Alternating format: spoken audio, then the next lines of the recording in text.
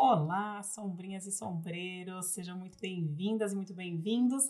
Eu sou a Tati e esse é o A Sombrinha no Vento, meu canal e podcast para ler capítulo a capítulo toda a obra de Carlos Ruiz Zafón. Lembrando, como sempre, que você pode acompanhar via YouTube, é só procurar lá por A Sombrinha no Vento, ou se você preferir, você pode acompanhar via podcast, mas Instagram. Podcast é só você procurar por A Sombrinha no Vento em qualquer dos agregadores principais. Se você usar algum e não achar, me avisa, que a gente coloca lá. E aí, para ver as imagens, é só você me seguir no Instagram, @asombrinhanovento. Lembrando, como sempre, também que os vídeos e episódios aqui do podcast e do canal são sem spoilers, tá bom, gente? Cada episódio eu vou tratar somente do que já aconteceu no livro antes e do que acontece no capítulo que a gente está conversando. Mas eu nunca vou falar de nada que vai acontecer no futuro. Então, se você ouvir os episódios na ordem ou assistir os vídeos na ordem, você não vai ter spoiler nenhum. Beleza? A gente vai lendo juntinhos e descobrindo cada coisa no momento certo. Então, sem mais delongas, vamos lá para o nosso episódio 6. Hoje a gente vai ler o capítulo 5 de A Sombra do Vento. Se você está chegando agora e esse é o primeiro vídeo que você está assistindo, ou o primeiro episódio do podcast que você está ouvindo, volta e ouve ou assiste tudo lá desde o começo, tá bom? Você tem que ver tudo ou ouvir tudo na ordem para você entender direitinho, beleza? Vamos lá então para o resumo do nosso capítulo de hoje. Então, no capítulo que a gente vai ler agora, o Daniel conta pra gente de uma caneta maravilhosa que ele ficou namorando durante a infância toda, né? Ele passava na porta da loja lá com o pai e pedia pro pai, eu quero essa caneta, tal. Supostamente uma caneta que tinha pertencido ao Victor Hugo. Vou falar dele mais pra frente, mas é um autor francês muito famoso, né? E, enfim, ele fala bastante da caneta, de várias outras coisas. E mais pro fim do capítulo, o Daniel e o pai conversam um pouquinho sobre os tempos da Guerra Civil, né? O Daniel era muito pequenininho na época da Guerra Civil. Então ele pergunta pro pai, né? A Clara conta algumas coisas para ele fica assim meio abalado, né? Com algumas informações. Então ele pergunta pro pai sobre esse tempo, o pai não quer conversar muito, né? Mas enfim, uma coisa ou outra ele conta. E aí, no fim do capítulo, já é tarde da noite e o Daniel vai até a varanda do apartamento deles para observar a rua e percebe que tem um estranho todo encapotado observando ele de longe enquanto fuma. Então, assim, esse final de capítulo, ele é assim em grande estilo. É o melhor que eu já li na minha vida, que eu me lembre. É um encerramento de capítulo muito impactante. E como eu não resisto, no final do episódio de hoje, eu vou ler esse finzinho de capítulo. Mas você que está me ouvindo, que está me assistindo, vai ler o livro, hein? Não vale acompanhar só por aqui. A graça é você ler, tá bom? Então vai lá e lê, que vale muito a pena. Esse capítulo é maravilhoso. Então, aí já logo no comecinho, o Daniel tá falando da loja de canetas, né? Essa loja que ele passa em frente com o pai, tem lá essa caneta super bonita. E ele comenta que essa loja é na rua Anselmo Clavé. Então, coloquei aí um mapa para vocês verem onde é que ela fica.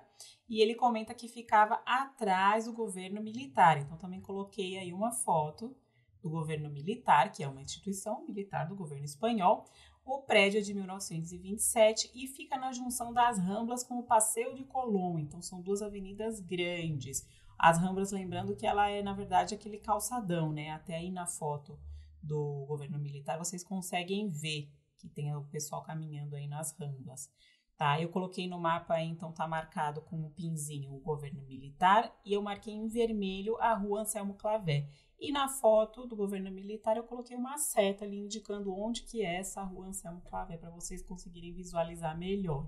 No mapa eu deixei visível o corte, né? No corte está visível a Praça da Catalunha e para vocês poderem localizar mais ou menos a distância da casa do Daniel. Lembrando que o Daniel mora na rua de Santa Ana.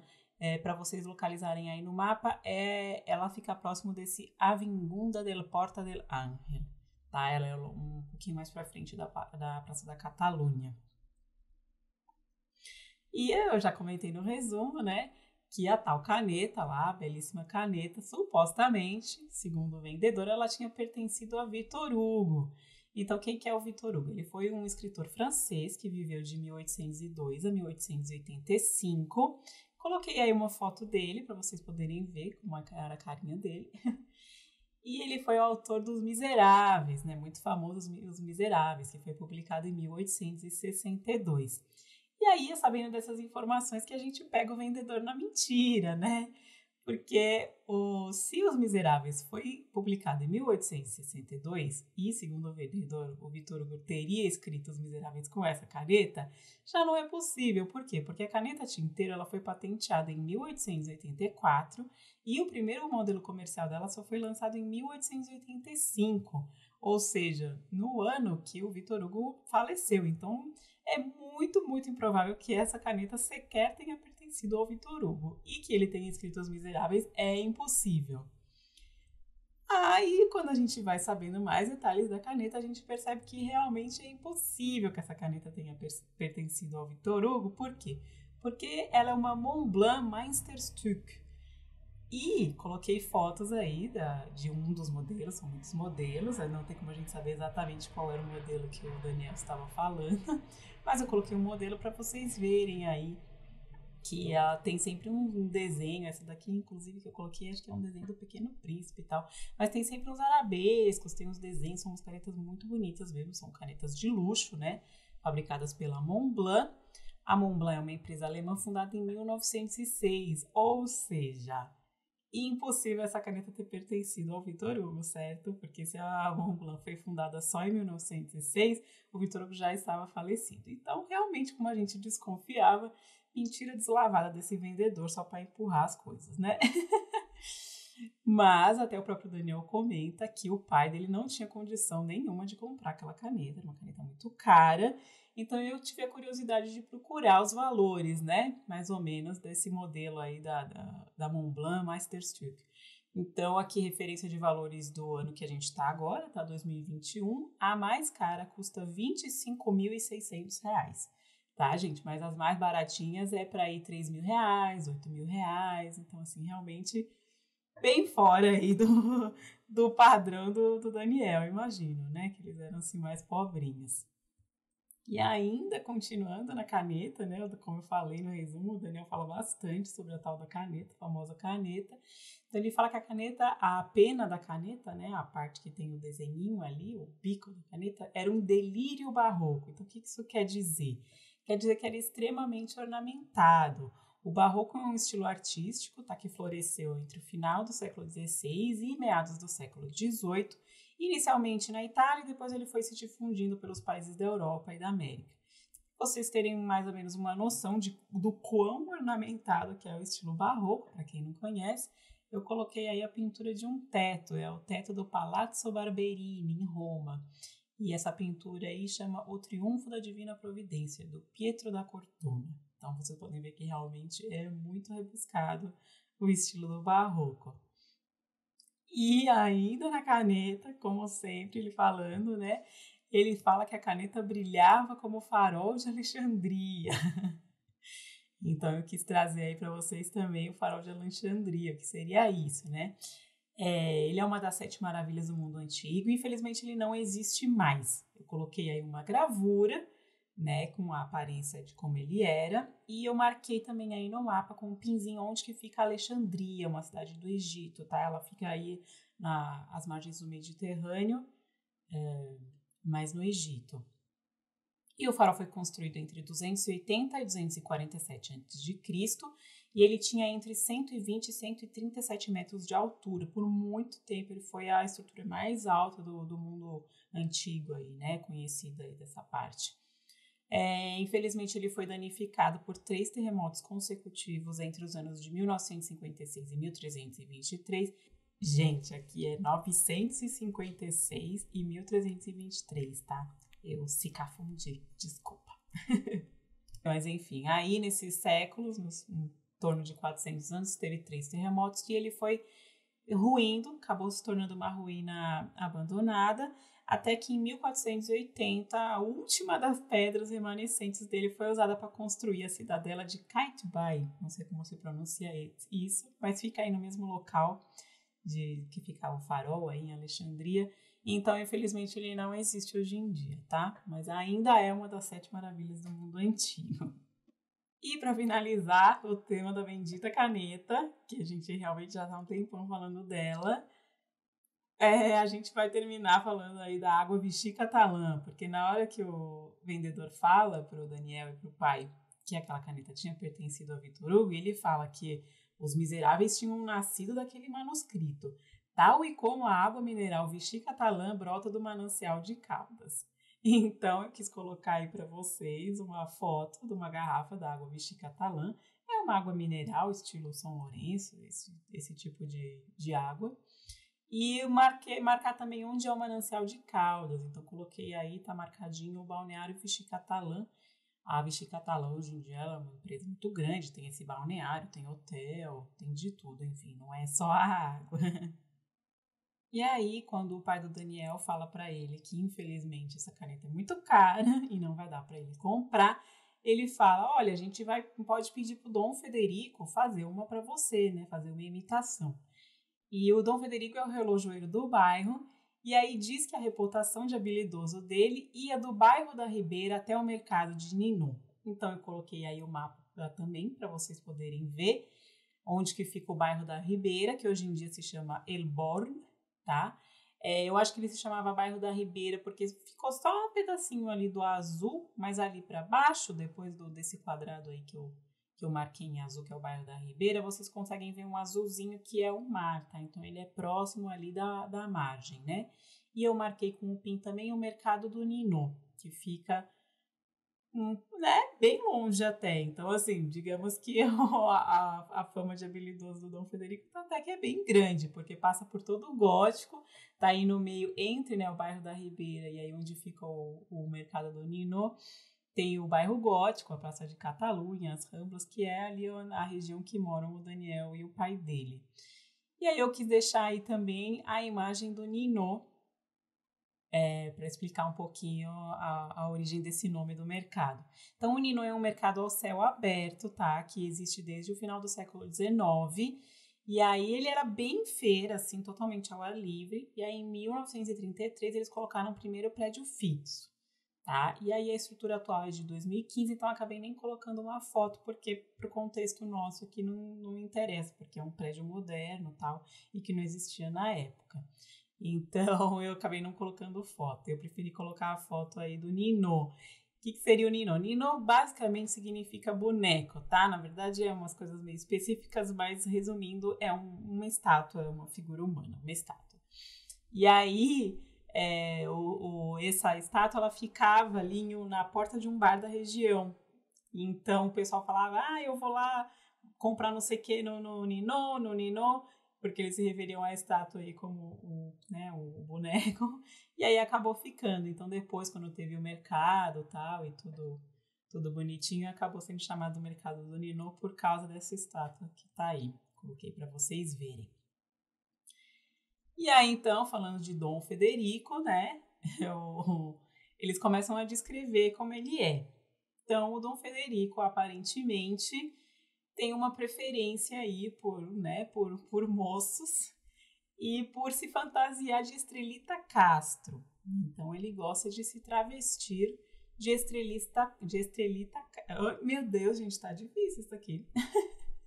De Estrelita Castro. Então, quem era Estrelita Castro? Coloquei uma foto dela para vocês verem. Ela viveu de 1908 a 1983 e ela era uma cantora e atriz espanhola. Então, eu acho que ela devia ser bem famosa aí na época, né? Devia estar no auge dela.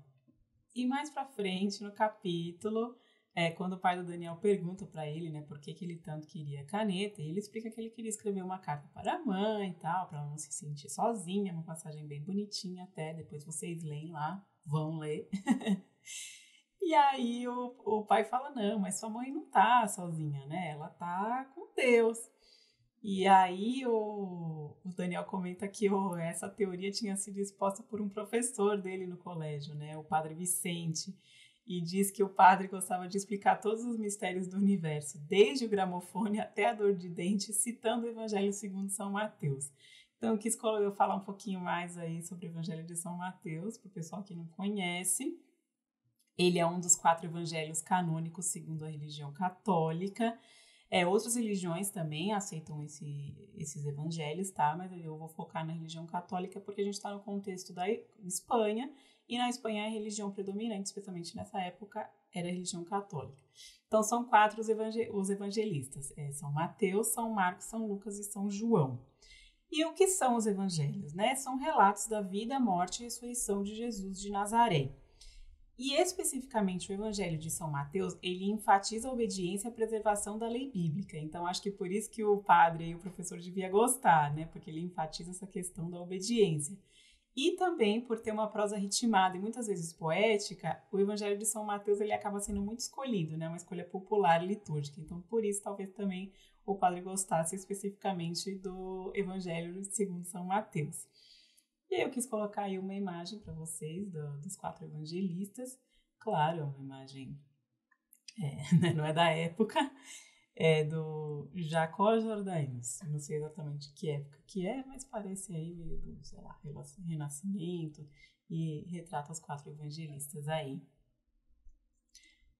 E dessa citação que eu falei, né, de que o padre gostava de explicar desde o gramofone até a dor de dentes. Então, para quem não sabe o que é um gramofone, quis colocar aí também uma imagem. O gramofone é uma invenção do alemão Emil Berliner, foi inventado em 1887 e servia para reproduzir som gravado utilizando um disco plano. Então, assim, é um precursor bem próximo da vitrola, né, da vitrola de LP. Tá aí a imagem, é um instrumento bem elegante, eu gosto, um aparelho bem elegante, acho bacana. E aí, conforme vai seguindo o capítulo, o Daniel vai explicando, né, que por muitos anos ele ficou namorando aquela caneta e tal, mas que conforme o tempo foi passando, ele acabou esquecendo disso, porque ele, né, achava os brinquedos dele, coisas que ele se encantou mais, os artefatos de latão, os brinquedos, enfim, lá no mercado de Los Encantos. Então ele acabou deixando a caneta de lado, esquecendo a caneta e é criança, né? Bem brinquedo novo, ele esquece o que ele queria anteriormente. Então eu quis colocar aí também no mapa, marcadinho onde que fica o mercado de Los Encantos, tá aí com um pin. E eu deixei aí, tá no canto inferior esquerdo a Praça de Catalunha, para vocês verem que era mais ou menos... não era tão longe da casa do Daniel, mas assim, se fosse a pé, era uma boa pernadinha. E o que é o mercado de Los Encantos? Embora a origem seja meio incerta, desde 1200 que se faziam feiras ao ar livre em Barcelona. Tá? Então, esse mercado de Los Encantos, como o mercado do Nino antigamente, era uma feira livre. E supostamente o nome viria de Encante, que seria como as mercadorias eram anunciadas, né? Com o povo gritando, meio cantando tal.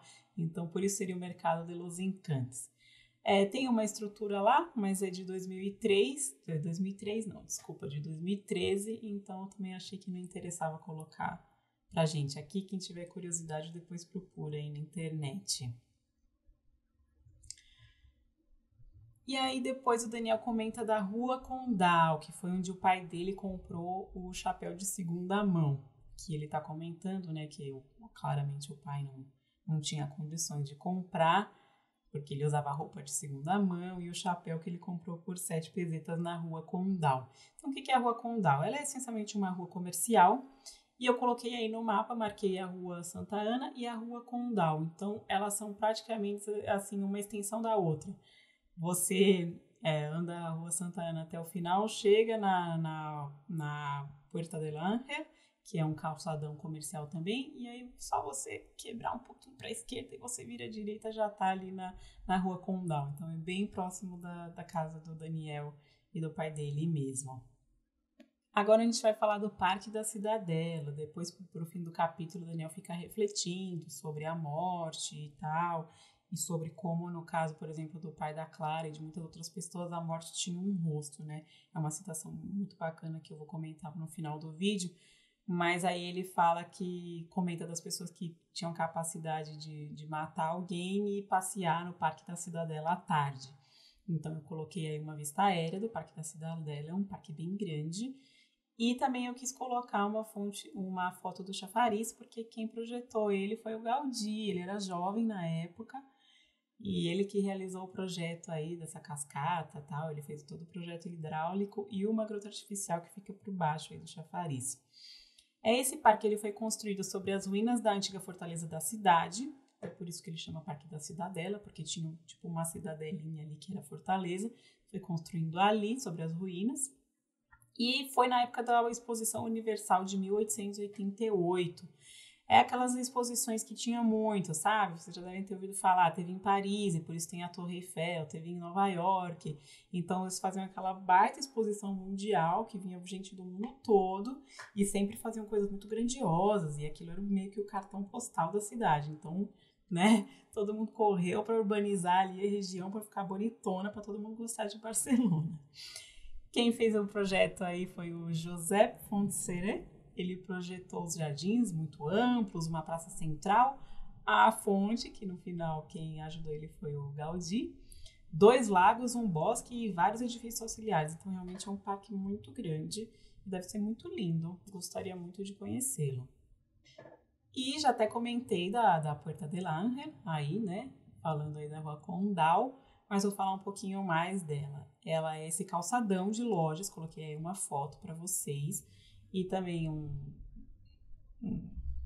zoom do mapa aí para vocês verem que a esquina, né, da Rua Santa Ana com a Puerta del Ángel. Tá? Porque no final do capítulo o Daniel ele sai na varanda do apartamento dele e ele consegue ver a Puerta del Ángel. Então eu imagino que eles moravam bem ali pro fim da rua, sabe? Ele falava mesmo, né, que eles moravam bem próximo da igreja de Santa Ana, que aparece aí no mapa também. Então e ela fica pro final ali da rua. Então com certeza ele é um desses prédios que eles moravam. E de onde vem esse nome aí? Porta do Anjo, né? Seria em português. Então o nome vem da aparição de um anjo que teria acontecido aí nesse local em 1419.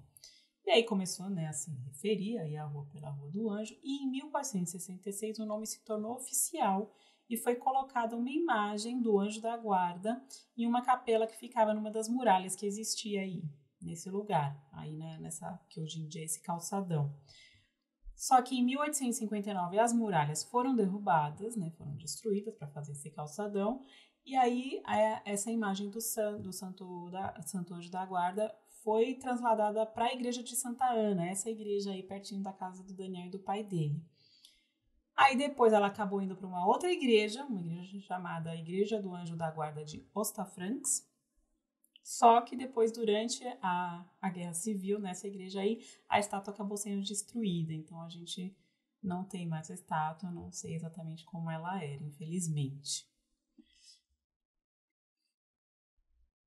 Bom, agora eu vou entrar mais na parte de falar sobre o texto mesmo. Então, daqui a pouco vem o dicionário e tal. Mas eu queria começar essa sessão falando de uma expressão que quando eu lia em português, eu achei que não estava fazendo sentido o trecho, né?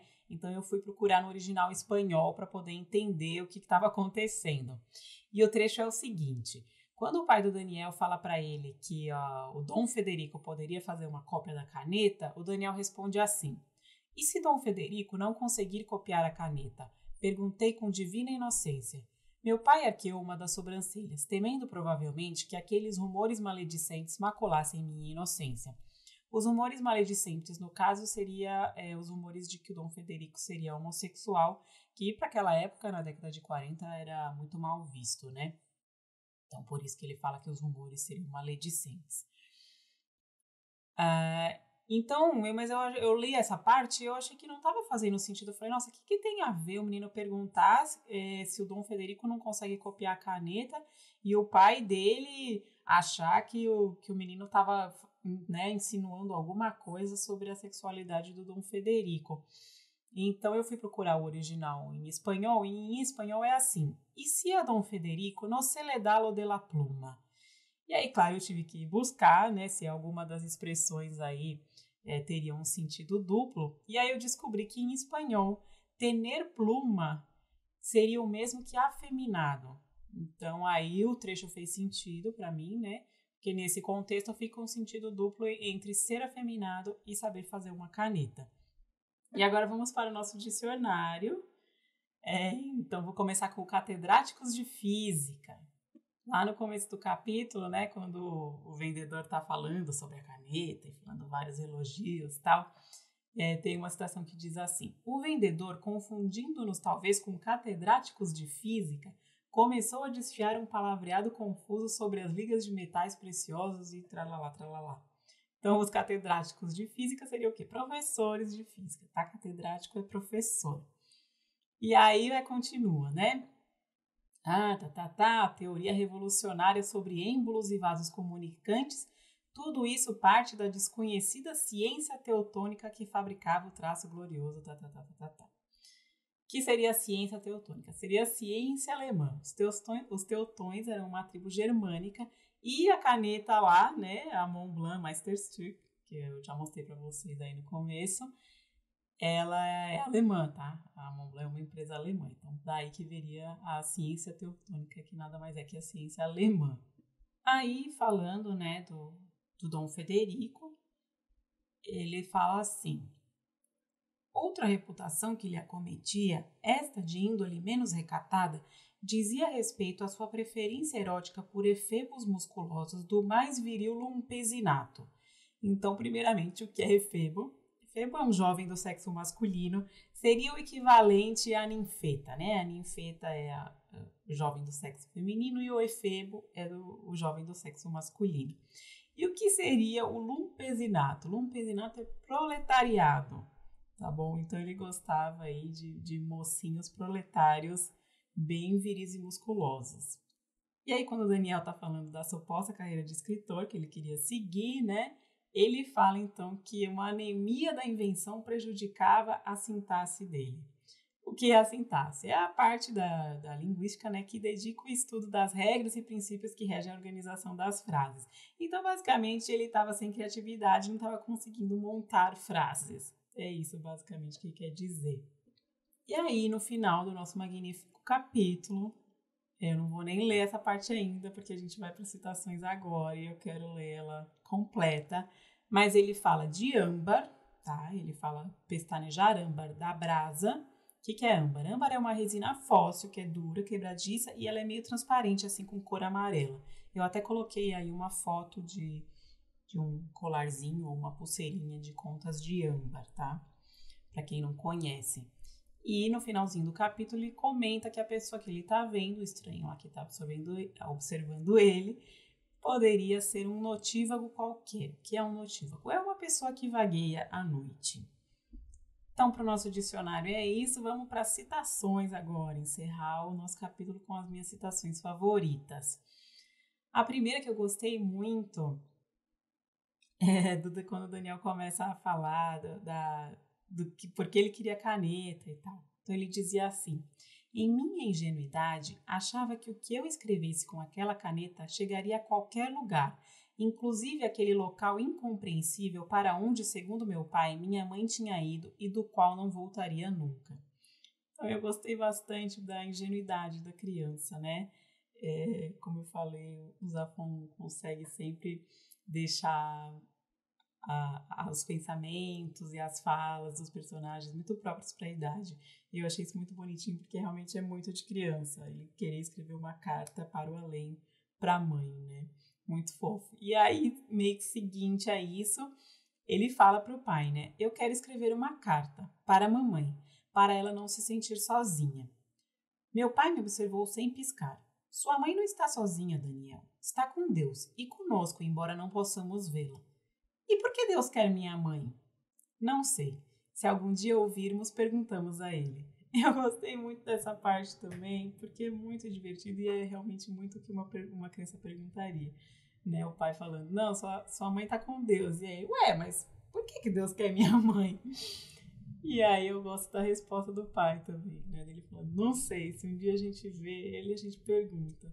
Eu gosto muito. Eu amo o pai do Daniel, gente. Esse é o meu spoiler que eu vou dar pra vocês. É que eu amo esse homem. Ele é uma pessoa linda. Eu adoro ele. Até o fim do livro vocês também vão estar apaixonados por ele, tá? Mas vamos seguir aí com as nossas citações. O Daniel, né, passa de falar da caneta e começa a falar da história que ele tentou escrever, porque ele ficava pro pai, não, pai, eu quero essa caneta porque com ela eu vou escrever o meu romance. E o pai, não, um lápis serve. Vai escrevendo aí. E aí o Daniel então vai falar do romance que ele queria escrever.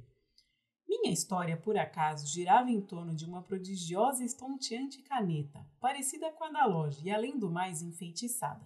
Mais concretamente, a caneta estava possuída pela alma torturada de um escritor que tinha morrido de fome e de frio, o qual havia sido seu último dono. Ao cair nas mãos de um aprendiz, a caneta se empenhava em criar no papel a última obra que o autor não tinha podido terminar em vida. Eu achei essa ideia ótima, gente. Eu amei. Eu acho que o Zafon ia arrasar se ele escrevesse essa história. Eu gostei muito. Que pena que o Daniel tava aí com a anemia de criatividade e acabou não escrevendo. Eu ia amar esse livro. E depois, falando de como ele esqueceu a caneta, né, que eu já comentei antes lá, que ele acabou substituindo aí o fascínio pela caneta, pelo gosto pelos brinquedos do mercado dos encantes. Então ele diz assim: a devoção infantil é amante infiel e cheia de caprichos. Então eu gostei da forma que ele colocou, porque é isso mesmo, né? Criança, cada hora é uma coisa. E depois, encerrando um pouco essa parte da caneta, ele está comentando, né, de como o pai dele não tinha condições de comprar essa caneta. E é um trecho que eu achei, assim, de apertar o coração, sabe? É tão bonito e tão triste. E você fica com muita pena do pai do Daniel, assim. Então diz assim: durante muito tempo, a imagem que guardei de meu pai e que conservo até hoje foi a daquele homem magro, metido em um terno velho, grande demais para ele, com um chapéu de segunda mão na cabeça que tinha comprado na rua Condal por 7 pesetas. Um homem que não podia permitir-se presentear o filho com uma bela caneta que não servia para nada, mas que parecia significar tudo. Que jeito, né, de escrever, gente. Eu sou muito apaixonada pela escrita do Zafon. Assim, gente, eu tô com o olho marejado. Eu achei linda essa parte. E você consegue sentir a dor do pai de não poder ter dado a caneta para o filho, e ao mesmo tempo o filho já adulto agora, né, porque ele comenta aí que guarda até hoje, então a gente depreende que ele está escrevendo essas memórias, né, agora, depois de adulto, ele refletindo sobre essa situação. E eu gosto muito especialmente desse final, que é a bela caneta que não servia para nada, mas que parecia significar tudo. Linda citação, amo. Agora muda um pouco, né, as coisas, porque a gente vai para a segunda parte do capítulo, em que o pai do Daniel e o Daniel conversam um pouco sobre a guerra, né? Mas antes da parte da guerra tem essa citação muito divertida, muito engraçada, que é sobre a Merceditas. Então, vamos lá.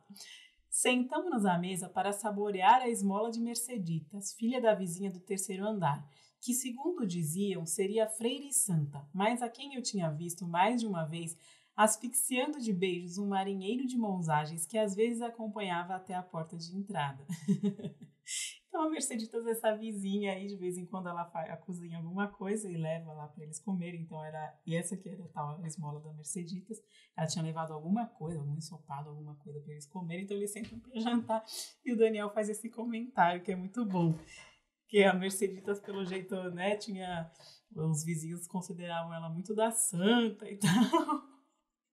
Mas ele bem que já tinha visto ela ali agarrada com o tal do marinheiro de mãos ágeis. Eu ri bastante dessa parte, acho muito divertido isso. E agora sim, a gente chega então na parte da reflexão sobre a guerra, né? Então ele tá falando do pai dele, que o pai dele é um homem muito reservado, né? Que ele pergunta como era a época da guerra e tal, e o pai não quer muito falar. E ele diz assim: era um homem reservado e, embora vivesse no passado, quase nunca o mencionava.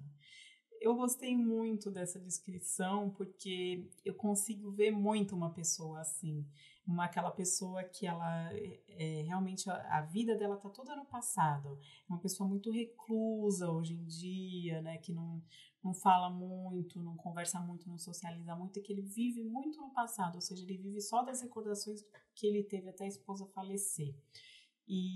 Mas apesar disso, ele não menciona o passado dele. Então eu gostei muito dessa dicotomia dele viver no passado, mas apesar disso, nunca mencionar o passado. E aí vem uma citação que também é de cortar o coração, belíssima e muito verdadeira, que ele tá falando da infância, porque toda a guerra civil tal aconteceu quando o Daniel era pequeno, uma criança e tal, e até o pai do Daniel até fala, não, eu prometi pra sua mãe que eu não ia te contar nada dessa época da guerra, porque ele era muito criança e tal, e ela não queria que ele lembrasse de coisas ruins, né? Mas aí o Zafon comenta assim, uma das armadilhas da infância é que não é preciso entender algo para sentir. Quando a razão é capaz de entender o ocorrido, as feridas no coração já são profundas demais. Gente, meu Deus, essa frase destrói a gente, porque é tão verdade, né? E dói o coração, assim, e dá até um medo, né, gente, de criar filho, porque você fica, meu Deus do céu, né? A criança tá ali, ela não tá entendendo o que tá acontecendo, mas ela tá sentindo e aquilo ali tá deixando marca e machucado do mesmo jeito. Então, assim, eu achei muito verdadeiro, muito bonito e triste ao mesmo tempo. E é isso, gente. Essa citação aí, belíssima. E vamos continuando nessa toada aí um pouco mais pesada, né, digamos, emocionalmente. Aí o Daniel tá falando, né, ele começa a refletir sobre a morte. Então ele vai falando assim: em meu mundo, a morte era uma mão anônima e incompreensível, um vendedor a domicílio que levava mães, mendigos ou vizinhos nonagenários como se fosse uma loteria do inferno. A ideia de que a morte pudesse caminhar ao meu lado com um rosto humano e coração envenenado de ódio, de uniforme ou sob uma capa de chuva, que fizesse fila no cinema, que risse nos bares ou levasse as crianças para passear no parque da Cidadela pela manhã e que à tarde fizesse desaparecer alguém nas masmorras do castelo de Montjuic ou em uma cova sem nome nem cerimonial, não entrava na minha cabeça.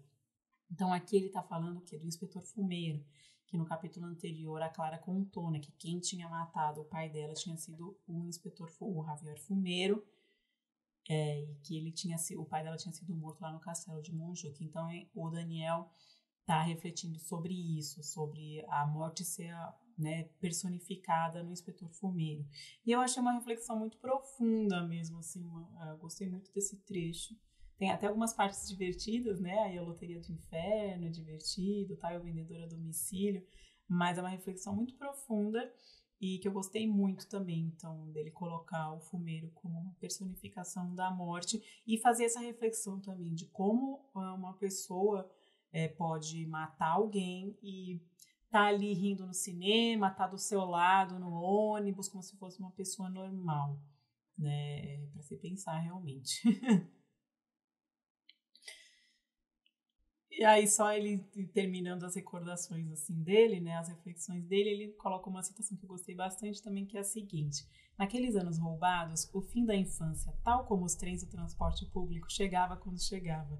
Eu dei risada porque acho que isso é verdade em todos os países latinos, né, gente?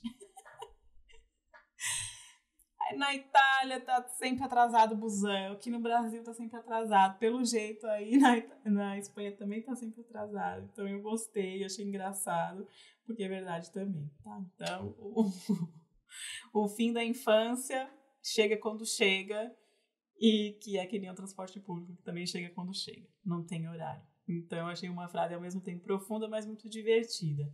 E aí, infelizmente, o Daniel marcou como o fim da infância dele, ter sabido da morte do pai da Clara e ter feito essa reflexão aí sobre o Javier Fumeiro ser uma personificação da morte. E aí, vamos finalizar o nosso capítulo, nosso episódio em grandessíssimo estilo. Eu vou ler o parágrafo final desse capítulo, porque é maravilhoso. Para você ter a experiência legal e completa, você tem que ler o livro, porque ele faz toda uma construção do clima, ele vai descrevendo tal, o estranho, né? Que eu falei que o Daniel vai até a varanda do apartamento e ele olha lá em direção ao calçadão da Porta do Anjo, e aí ele vê que tem um estranho todo encapotado observando ele enquanto fuma. E aí ele tem a impressão de que o estranho meio que dá um sorriso para ele, e aí depois ele vai embora mancando. Só que toda essa descrição, ela vai criando uma atmosfera muito sinistra, e é muito bom. Então eu não vou ler essa parte, vocês leiam, eu vou ler só o finalzinho. Vamos lá. Em qualquer outra noite, eu teria reparado muito pouco na presença daquele estranho. Mas assim que o perdi de vista na neblina, senti um suor frio na testa e o ar me faltou. Tinha lido uma descrição idêntica daquela cena em A Sombra do Vento. A Sombra do Vento, né, gente?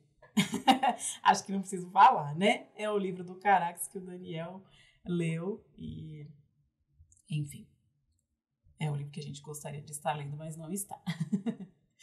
No relato, o protagonista se aproximava todas as noites da varanda à meia-noite e descobria que um estranho o observava das sombras, fumando devagar. Seu rosto ficava sempre oculto pela escuridão, e só os olhos se insinuavam na noite, ardendo como brasas. O estranho permanecia ali com a mão direita enfiada no bolso de um casaco preto, para logo se afastar mancando.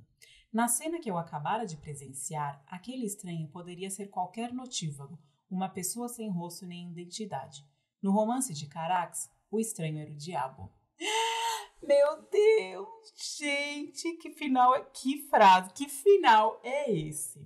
Pelo amor de Deus, da primeira vez que eu li isso, eu fiquei tão impactada, gente. Maravilhoso, maravilhoso, muito bom. Ele cria todo esse clima, ele vai falando e no final joga isso na sua cara, tipo, tá ali acontecendo e no romance, que era igualzinho, era o diabo. Meu Deus do céu, gente, eu fiquei muito impactada com esse final. Eu adoro, esse pra mim é o melhor final de capítulo que eu lembro de ter lido. Talvez eu já tenha lido algum que é até melhor, mas assim, não guardei, então eu gravei esse, eu acho ele muito, muito bom. Eu não esqueço o final desse capítulo. É isso então, gente. Finalizei aí este capítulo maravilhoso. Tchau pra vocês. Lembre de me seguir nas redes sociais, tá? Episódios todas as segundas às 10 da manhã. Me segue lá no YouTube, A Sombrinha no Vento, curte os vídeos, se inscreve no canal, comenta sem dar spoilers. Também acompanha o podcast, tá? É só procurar por A Sombrinha no Vento, no seu agregador favorito. Dá 5 estrelinhas se dá pra dar 5 estrelinhas, faz uma resenha se dá pra fazer, enfim, segue se dá pra seguir. Vê aí o que dá pra fazer na sua plataforma. Me segue no Instagram, @sombrinhanovento. E se você quiser, pode me seguir no Twitter também, @sombrinhavento. Eu vou ficando por aqui. Até semana que vem. Um beijo e tchau, tchau!